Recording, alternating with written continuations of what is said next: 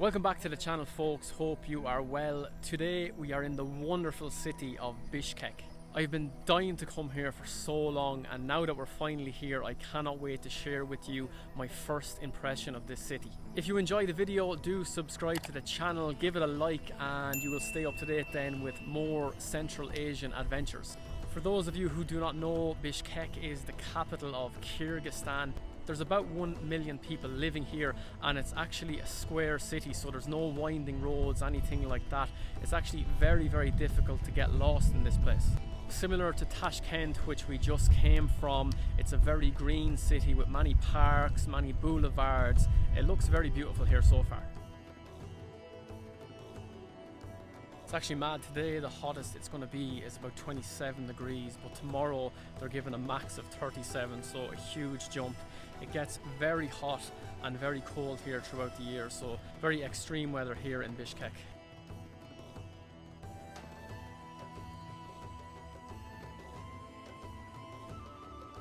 Part of the Soviet Union until 1991, Kyrgyzstan has an amazing natural landscape.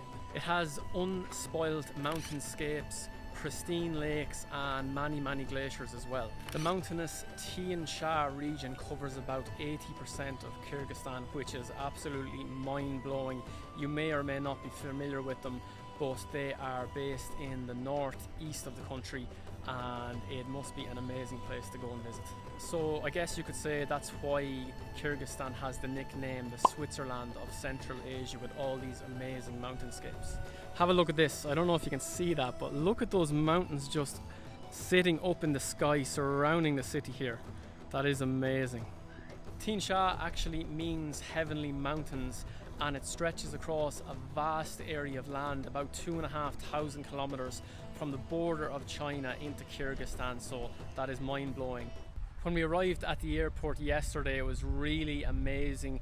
When we were in the taxi on the way to the hotel, you could just see the mountainscape all around. They were literally up in the sky, and I've never seen anything like it before, so Kyrgyzstan's landscape is truly unique in my eyes. It was absolutely epic. I can't wait to get into the city and see what it has. Just outside the Philharmonica building now, one of the attractions here in the city.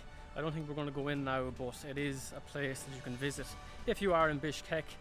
Meant to be one of the famous ones. So I'm getting vibes similar to the ones in Uzbekistan. They take a lot of pride with their green areas, their parks, and there's a lot of colour here. It's really beautiful. It really makes a difference. I've been to cities before where they don't take pride in their landscaping and it looks a bit run down, but here is absolutely not the case. So outside the Philharmonic Hall, it looks very typical of that Soviet architecture here. It looks like it's very busy as well, plenty of signage up for different acts, different music events on.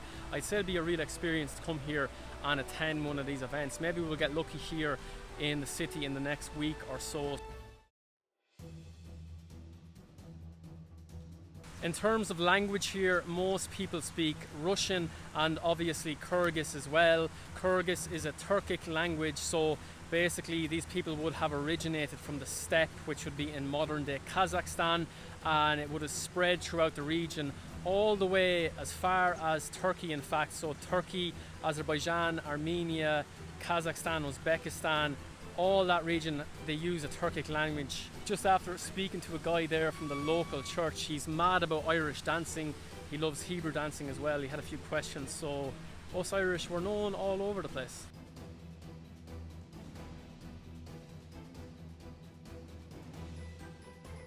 Bishkek's history is over 1,000 years old as well. It was heavily influenced from China, Persia, the Middle East. It was obviously an important part along the ancient Silk Route as well. There are centuries old traditions which still run very strong here in Bishkek. There is also a semi-nomadic way of life running strong in the region too. Still, it's not as popular with tourists, even though it's one of probably the best climbing locations in the world for all the mountains that it has. So it's really interesting in that sense. Before, when I would have thought of Kyrgyzstan, Bishkek, first thing that would have came to mind would have been the people roaming in the flatlands, the steppe, doing their seasonal migration. But to be honest, I'm a little bit ignorant, and that would be more to the north in Kazakhstan. But there you go, you learn something new as you travel to these different places. And we're really looking forward to exploring more of this city, maybe going to some of the national parks as well. So hopefully we can bring you along on the journey and show you what it's like here in a more remote and distant part of the world to that of where we live. Bishkek actually lies in the Chu River Valley near the Kyrgyz mountains, so it's between 2,500 and 3,000 feet of elevation, so it really is up there. In 1825, the Uzbek Khanate of Kokand established a fortress here in Bishkek, and then in 1862 it was actually captured by the Russians, who mistakenly called it Bishkek. Something very mad that I discovered recently as well: in 1913 Bishkek had a population of about 14,000 people, which were mainly Russians, and while the city really remained an administrative district, it still was only like a sprawly, dusty town. And today the population is about 1 million, a little bit with it. So I just think that is a very quick population growth. I have to say, I see a lot of similarities between Tashkent and Kyrgyzstan, with the Soviet architecture, the green areas, the colourful garden areas. It's really beautiful, and I'm actually surprised looking at it now how similar it is to home, how similar it is in ways to European cities as well. There's a lot different, but I think there's probably more in common as well. I guess the reason why not so many Europeans come here is just for the distance. It's so far, and it might be a little bit harder to get to than other areas, but I think it's going to be a very interesting stay here in Bishkek. So we're just coming in now for our daily stop at Good Coffee. Slanja. So that was some good coffee at Good Coffee. Have a look at this really unusual sport pavilion building here. Very unusual, but I suppose here more common, the Soviet type of architecture. Look at it, unbelievable.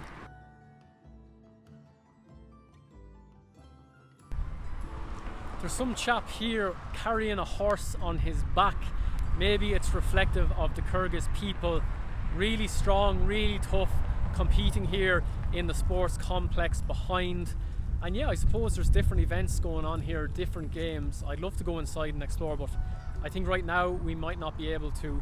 But maybe later on in the week we'll get inside and see what's in there. So this guy is called Kozhomkul, I believe, and he may be real, may be fake, bit of a legend, bit of a myth. But apparently he was a great athlete and liked to compete from a young age, and he obviously is a very strong individual, being able to carry this horse on his back. So far there are many coffee shops in Bishkek. We've seen plenty of them around.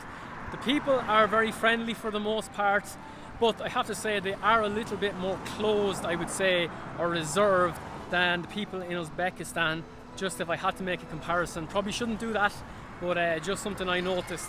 Still, they're very friendly and very warm once you get chatting to them, so all is good there. Very friendly people in Kyrgyzstan. Behind me is Dolon Omurzakov Stadium. Really hope I got that pronunciation right, but this is one of the big football stadiums in Kyrgyzstan. Soccer is absolutely huge, and to be fairness, from here it looks like a really nice pitch and a decent setup in there as well, so I'd love to attend the game here someday.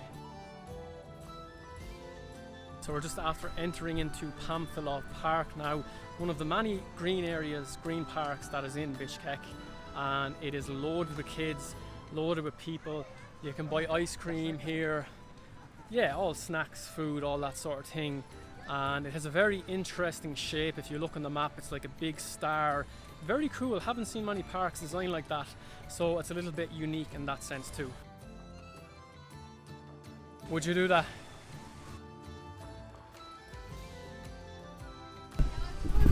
It is said that the Soviets used to put their enemy in this to get information out of them, and I can see why. I can just see the faces of them. They don't look too good, I have to say.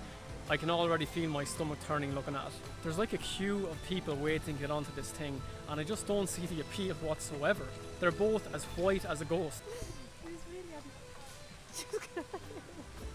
So if you want to make yourself really sick in the park here, it's only 100 som. Go and do that.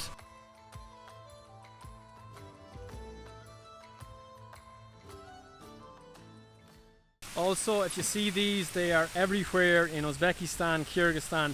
The kids can't get enough of the remote control car. So yeah, this park is definitely orientated towards kids. There is an endless number of attractions and it has an amusement park type feel to the place, definitely. So it could be a lot of fun here if you have kids. So we're just after having lunch there now. It cost us 748 some, about €12 somewhere in that area, and we got rice, chicken, and Lupe got a lagman as well. Eat here, you can get sweets, snacks, ice cream, all that sort of stuff.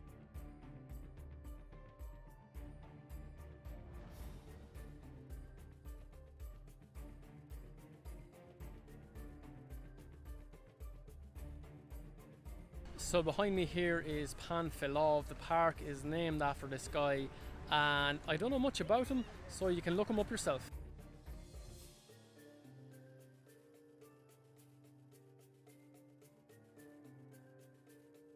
If you're looking to learn about Kyrgyz history, the two best places to go is the State Historical Museum and the Museum of Fine Arts. Another thing I've noticed, I've never seen a city with more children under the age of 7 in my life. They are literally everywhere you turn, down every alley, every street, every shop, every store. Unbelievable. Outside the museum, it is worth to go around one of the sides where there is a significant historical figure in the form of a statue, and that is of course Lenin. Lenin was the first leader of the Soviet Union, and he was actually removed from the other side of the museum, and as I stand here looking up at him, it's a very powerful statue. He's standing in a position of strength, of power, and he's pointing out, maybe giving direction, and it's a very cool statue, I have to say. So looking forward to going inside now and learning more about Kyrgyz history. Standing tall outside Bishkek's State History Museum, Lenin's statue remains one of the city's most recognizable landmarks. This massive bronze figure, with his characteristic outstretched arm, has watched over the city's main square since Soviet times. The State History Museum behind him tells the story of how Lenin's communist ideology transformed this region from a small trading post into a major Soviet city.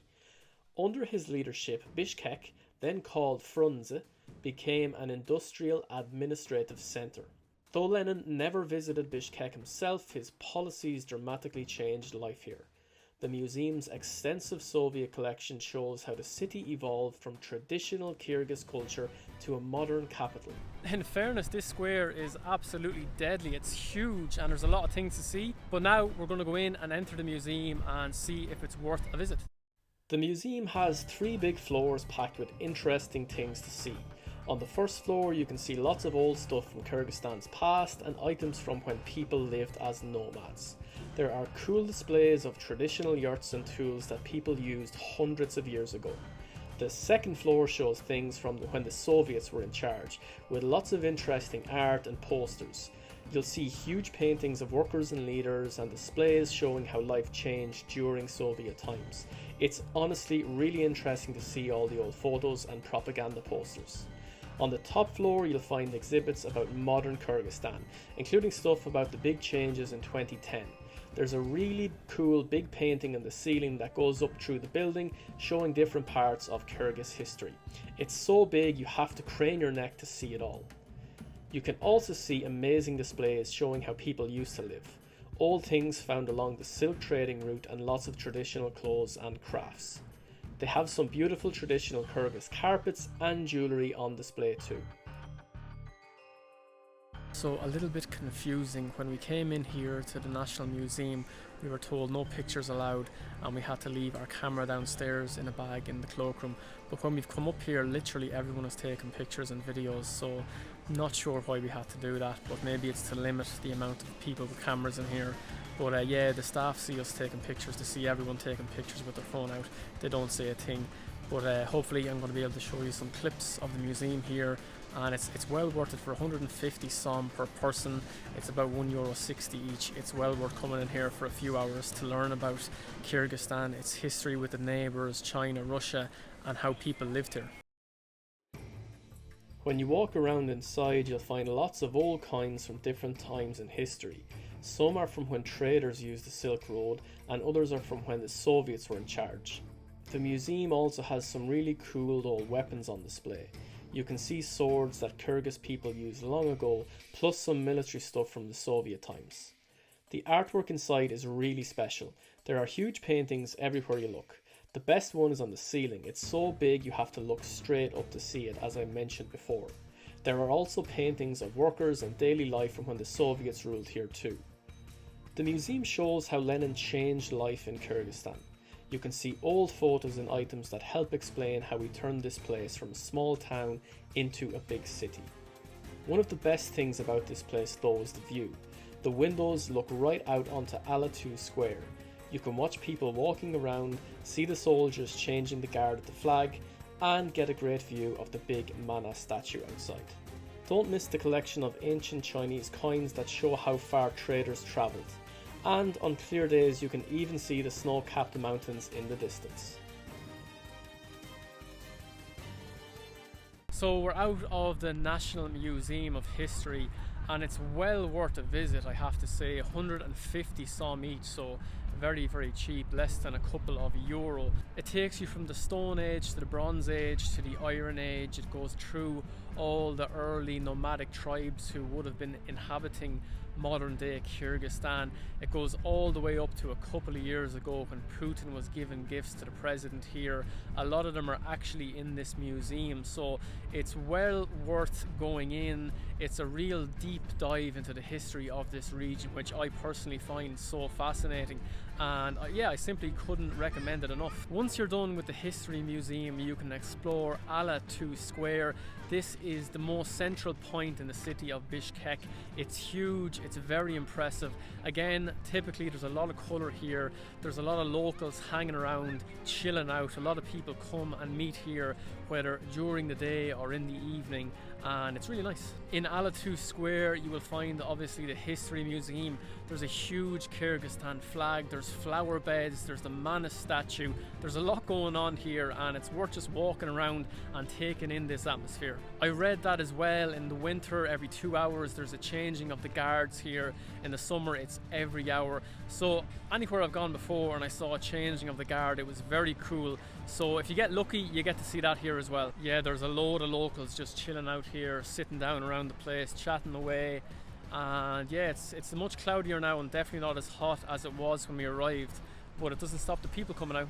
The Alatu Square was built in 1984. The reason for this was to celebrate the 60th anniversary of the Soviet Republic of Kyrgyzstan. Interestingly as well, we saw earlier the statue of Lenin on the other side of the museum.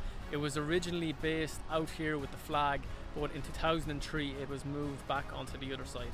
Now in front of me we have the Erkendik statue, which is more of a symbol of freedom. Another historical event that took place was in 2005 here in Alatu Square. It was the biggest anti-government protest in the history of Kyrgyzstan. It was known as the Tulip Revolution. About 15,000 people turned up here in order to change the legislation. It actually led to Askar Akiyev resigning from his role as president, so it was a significant change. I have to say, that flag is pretty epic. The square here is also home to the White House, which is the seat of the Kyrgyzstan government. I read as well that there are many cultural events that take place here, music, dance. It brings a really good atmosphere from what I've researched, so hopefully we can come back here when the square is alive, there's action, things are happening. It sounds like it would be a really nice place to come. Right here on Alatu Square, I got to try something really special, holding a golden eagle. Now, these birds are super heavy, and when I held one I could really feel its weight. It was amazing to experience this Central Asian tradition right in the middle of Bishkek. The square is always full of life. Young people come here to skateboard, doing tricks near the fountains and steps. You'll see them practicing all day long, and especially on the weekends. Friends meet up here to hang out, and families come for walks in the evening. This huge statue shows Manas, Kyrgyzstan's legendary hero, on his horse. Near the statue there's the national flag with soldiers guarding it. They do a special ceremony to change the guards several times a day. It's really cool to watch.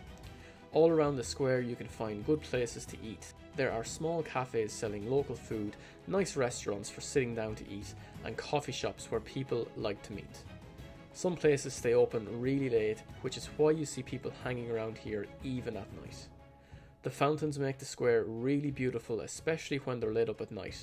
In the summer, the water helps keep everything cool and lots of people sit nearby to enjoy the fresh air. This square is basically the main meeting point in Bishkek.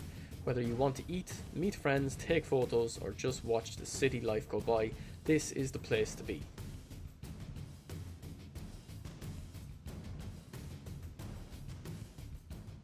That's it, we're just after getting some food there and it has gotten dark in the meantime.